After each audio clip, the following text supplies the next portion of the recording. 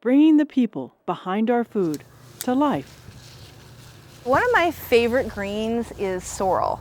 It's a really lemony green, has a real almost sour flavor, and I just think it's wonderful, just fresh in salads, but it also makes really wonderful sauces and soups and anything that you want a little lemony kick to. This is French sorrel, and I bought a tiny little plant last year and just let it go, and it seeded itself and is just doing wonderfully, overwintered and everything. This is a bigger broadleaf sorrel, and while the bugs like it a lot, it's also incredibly hardy, grows really well, and they both have a very similar flavor. This one's really pretty, cut in a salad, as opposed to being cooked. It's just so delicate looking, but you certainly can cook with it. And then the broadleaf sorrel, I use it as on sandwiches. I put it in salads, but because it's so big, it also makes a wonderful soup, which is what I'm going to make today.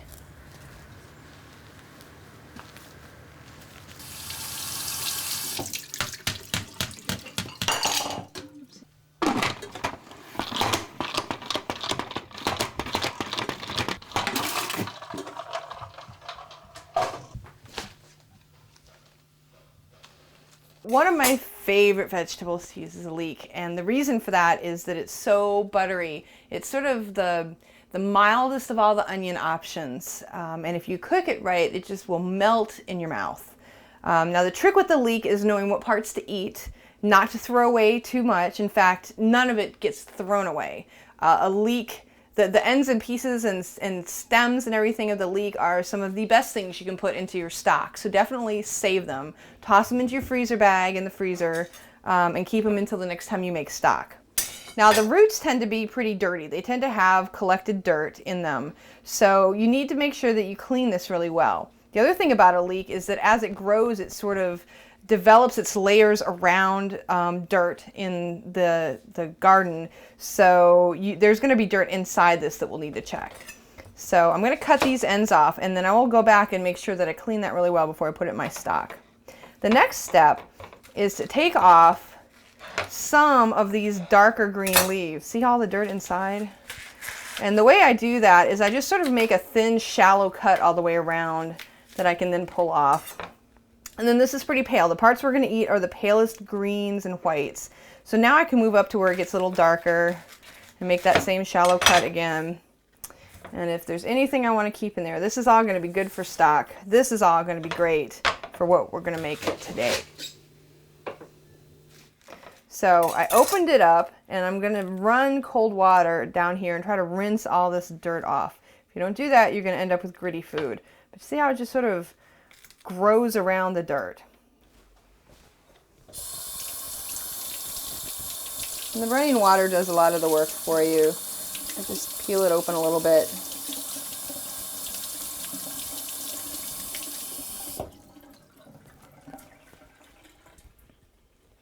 And this is ready to go.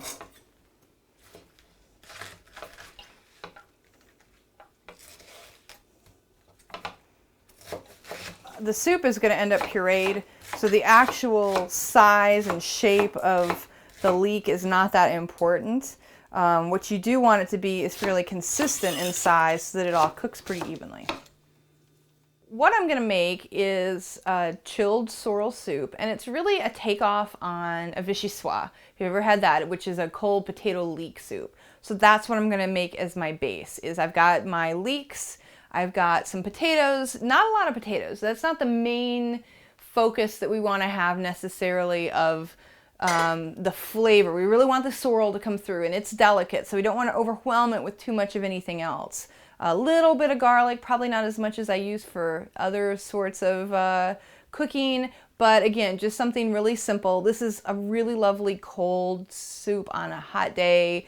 You can also make this and serve it hot. It's absolutely delicious that way too. But the lemony bits of the sorrel really help.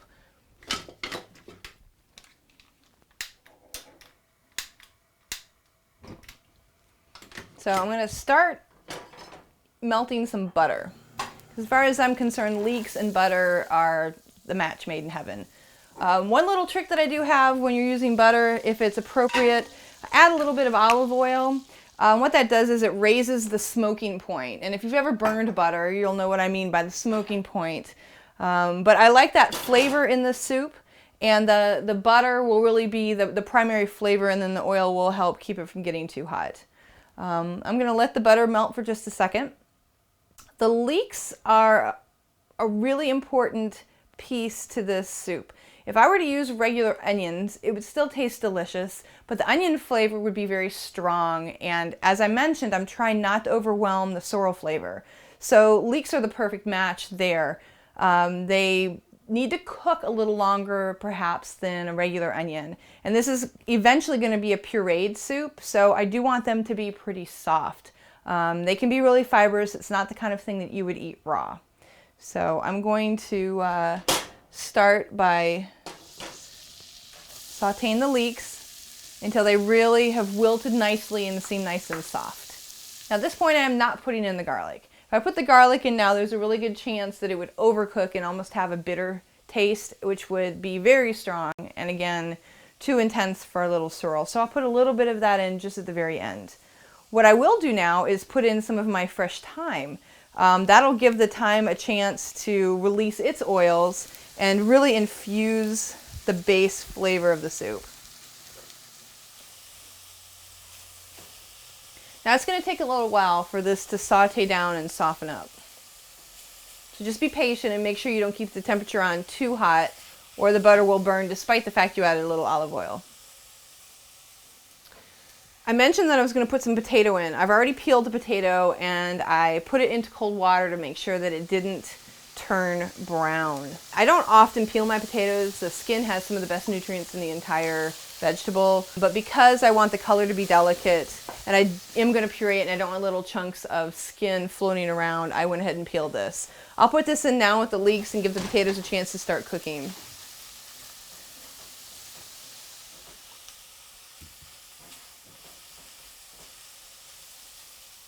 Once you feel like the leeks have started to soften up, you can put a little bit of your cooking liquid in. This can easily be made a veggie soup by using vegetable stock. I made some chicken stock earlier, so I'm going to use a little bit of that. I'm not going to put a ton in right now. I'm actually going to do what's called braising, which is cook with a little bit of liquid. And that'll just help speed up the softening of the leeks.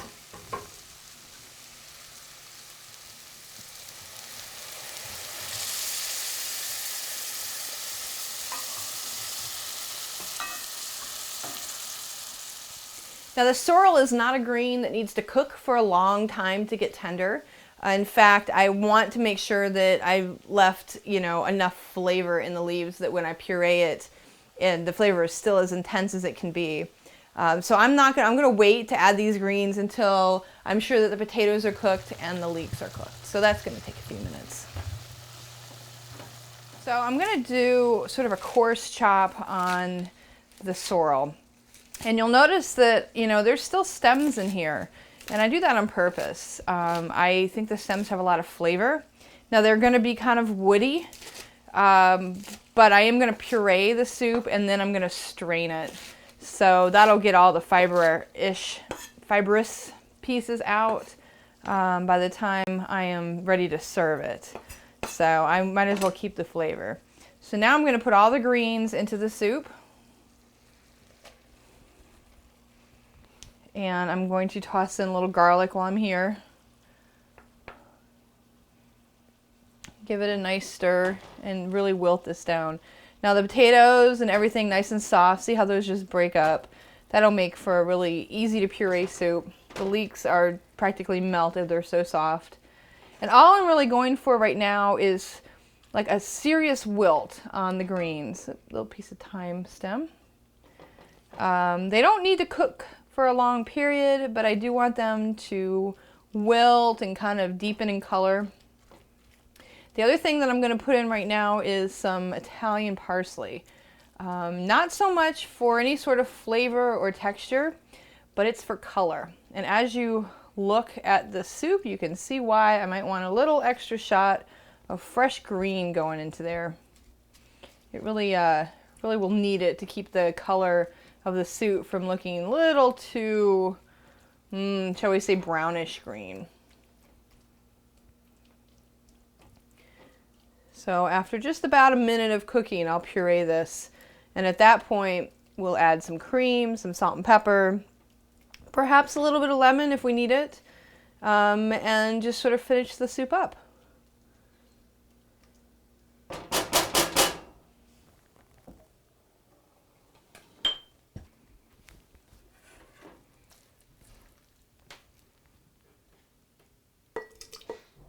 Now it's important that I don't put all of this in here.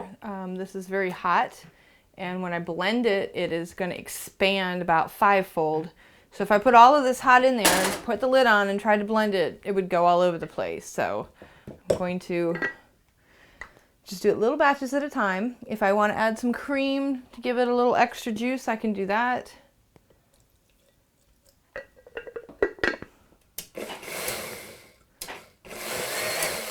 I'm pulsing it to make sure that everything has a chance to blend before I just really let it go.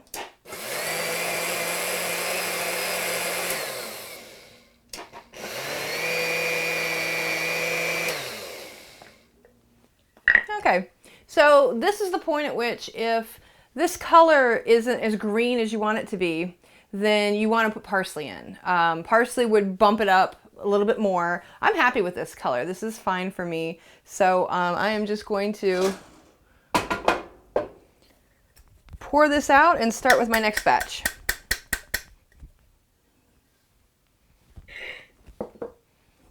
Just like I did a moment ago.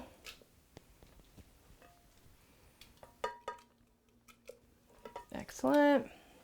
I'm going to add a little more half and half.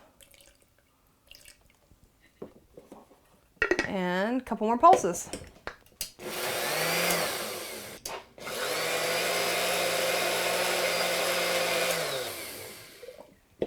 Okay, that's nicely blended. And I'll just mix the two together so that I can season it. You don't want to season just part of it. And I don't like to season it until I've blended it, because I think that that actually makes a pretty significant difference in flavor, especially in terms of how the flavors go together and meld. So, bring this back to the front. Stir it up so that it's nicely mixed. And now is when you kind of choose whether you're going to strain it or you're going to leave it kind of rustic. I gotta admit, most of the time when I'm cooking for myself or my family, I leave it rustic. I like the little pieces. Now the difference is I don't want little stringy bits of the stem. So when I go to taste it, I'm gonna go directly for sort of a greenish piece to see if I get some sort of strange texture yet. This is probably a little thicker than I'm gonna keep it.